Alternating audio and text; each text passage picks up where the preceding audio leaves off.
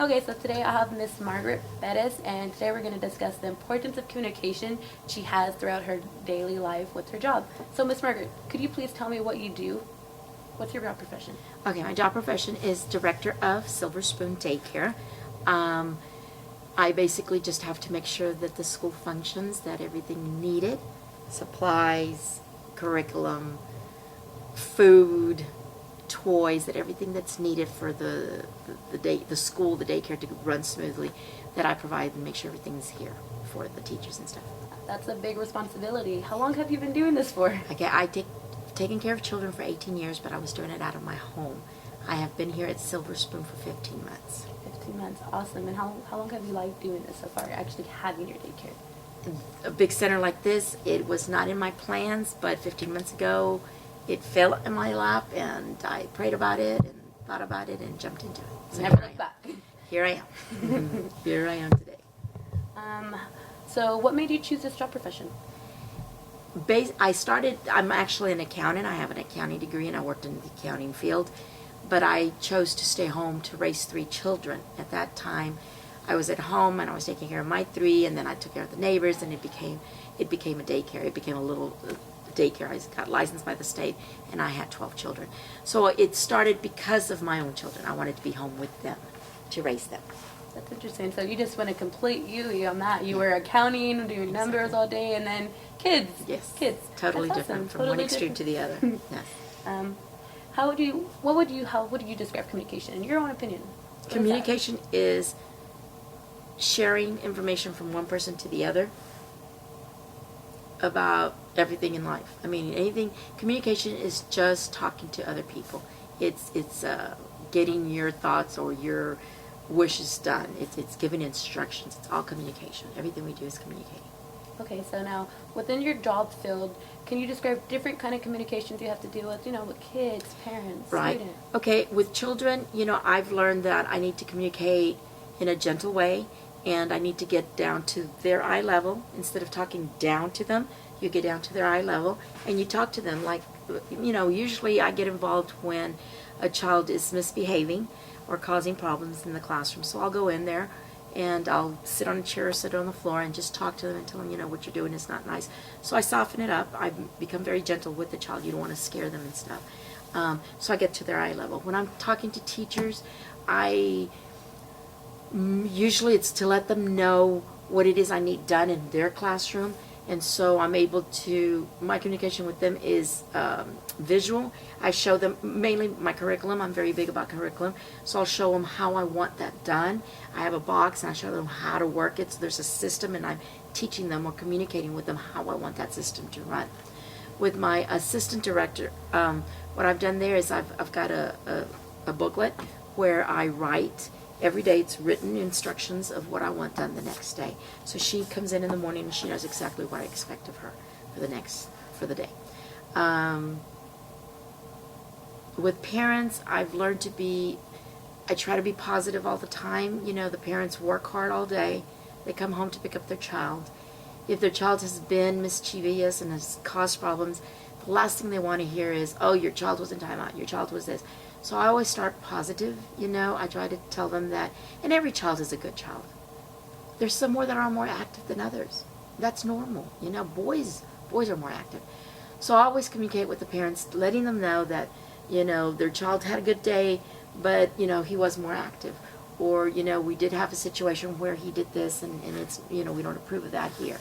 So I try to be positive with them, and it's verbal. I talk to them verbally. Okay, so verbally positive. Mm-hmm. So getting more in depth with the students and all that stuff, so when you go down level, what do you think that does for them when you I think the child feels comfort. I never try to scare the child. I think they know who I am, and so when I get down on my knees and I get at their level, I think it makes they welcome it. I'm with them. It's not somebody looking down on them, pointing their fingers at them. Yeah, especially with being the enforcer of telling them things right from wrong. Yeah. I guess you said it works for you doing that? It does. It works with the children, you're saying, getting down on their level. It does. I think it softens enough for them to know that it's okay. There's no danger here. And so they listen to me. They're receptive. And employees, with the layout that you have for them, is it easy, like a step by step for them to It follow? is. And that's why it's just And everything no I problem. do. I mean, even the changing table, I have designed it so that each child has its own little cubby, so you pull it out and you change. I can't make it any easier. I mean, everything that they need to change diapers is right there. So that's me communicating to them, letting them know, look, it's easy to do this, you know. My curriculum, it's all in a box. You know, if today's the 9th, you go into the 9th, you pull it out. This is what you need to do with the children today. So yes, I think my physical items that I do for the teachers makes their jobs, hopefully makes their jobs easier. That's what I'm trying to do. And so, like with the parents with the positive attitude, you think it's just like a breath of fresh air when they come in just to pick up their end of the day, just come pick up their kids? Yeah. It makes a parent feel good when you receive them with a smile and say, hey, your child had a great day, or your child is doing so good. You know, I've seen such an improvement. It makes them feel good because, again, they work hard and they don't want to come to the negative. It kind of makes them feel like my child's safe and I get to go to work every day and not have to stress Worry about about this. it. Yes. That's awesome. So now, could you name me, describe a time you had to communicate and it was negative, it was bad news. What was the outcome and what exactly did you have to communicate? Okay. Usually, to me, the bad things that I have to communicate is when there's a boo-boo report done. Boo-boo reports are when a child has falls down and cuts himself, or there's a bite. Okay, I have biters. I have a boo-boo report, and usually when the parent walks in, I'll say, unfortunately, I have to communicate something to you, or I'll say, oh, you know, so-and-so had a boo-boo today. Well, let me tell you what happened. And I explained it to them in detail because we write it down. And most parents, I would say, I don't think anyone, since I've been here 15 months, has ever been angry at me for it, you know. They understand children are children and there's going to be problems. And by me reporting it to them, letting them know that I did clean their area and I did put ice on it, it gives them some ease, peace. And so it's never been, I've never had a parent that's angry about my boo-boo reports. It is a negative communication that I have to do, but they don't respond negatively. Negative, so the reaction is usually a good reaction. Yes. Could you describe times there was a negative reaction to having Once, bad news? yes, once I had a parent wanted me to release her child to an individual that I had never seen, and I refused to do it. I'm very adamant about it. If their names are not on the application, I do not release the child. This mother called me. This mother said she'd text me, and I did not allow it, and she was very angry. The result, the mom came, cursed at me, took the child, and never came back. Now, you saying that, is there a rule within that? Do you tell them beforehand when they Yes, apply? I do. When they apply, when they fill out the application, I point out that this is the most important part of the application. If they need to list 20 people, please list 20 people. Okay, so there's no limit of how many people they can list. Even if they want to add someone, they can go ahead and add someone? Yes. Okay, so That's communication. To me, that's paper. It's written communication. I tell them verbally, so yeah, that's communication. Okay. And so, but it's just basically for the child's safety and for Yes. it's just to make sure no one gets in trouble, they don't get hurt. Like, what if they don't know them and they just come? Yeah, I can't. Okay. I won't release So it. it makes sense. Why would you say it's important to have effective communication in your job? It's effective. It's important because we need to communicate constantly, whether it's how much food we have to prepare, what the curriculum they have to do, you know, what they're learning. So communication is important. Effective communication is important so that the job you want done gets done correctly.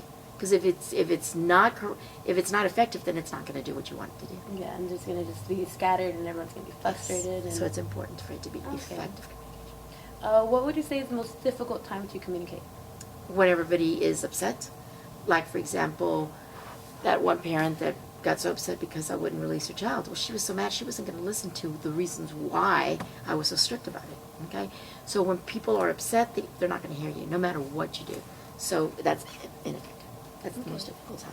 So, what would you say is the most easiest time? It's when people are happy, when they're listening, when they're wanting to learn, when they're willing to say, oh yeah, that's a great idea, let's do it. So that's when they're feeling good. Okay, so like with teachers, what would you say that time would be around? So, like when you try to tell them, correct them in something, what can you give me an example when you did that?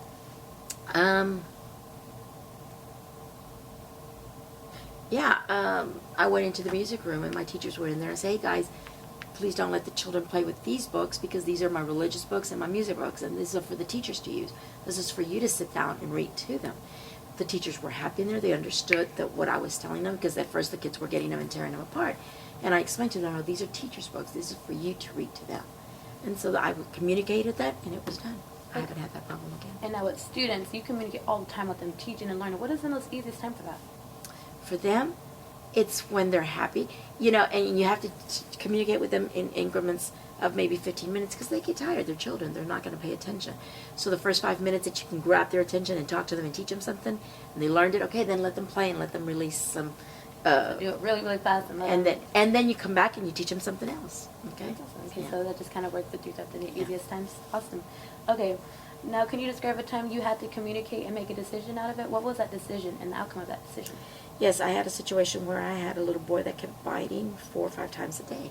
And as hard as it was for me to dismiss him, and it was hard because I'd had him, and you grow to love these children, I had to let him go for the benefit of all. So it was hard for me to tell the mom.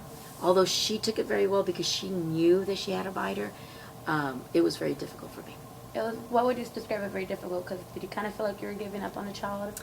Yes, that I had some. I loved the child. He grew on me, and it was hard because of that.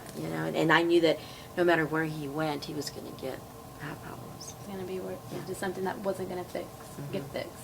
Something that had to kind of get fixed at home. Yeah. Right. Okay. Now, describing communication. How would you say you use that every day, and how often do you use that? Every day, every minute. I mean, I'm communicating with you now. Everything we do, it's communication. When I walk outside and ask how many children do you have, I'm communicating with that teacher. If, I'm talking to the parent about homework, that's communication. Everything's communication. When I tell Chalo, you need to make 8 plates, that's communication. So it's used constantly. Okay. And lastly, now, with this job, it didn't come with, this is how you're going to communicate. This is how things are going to be. It wasn't a set of communication skills you have to learn. When you came in, were you ready for that? Did you know all of them, or did you learn throughout this working? I'm learning throughout work. I'm definitely learning. I mean, when I did it out of my house, it was me, 12 children, and 12 parents, period. Okay?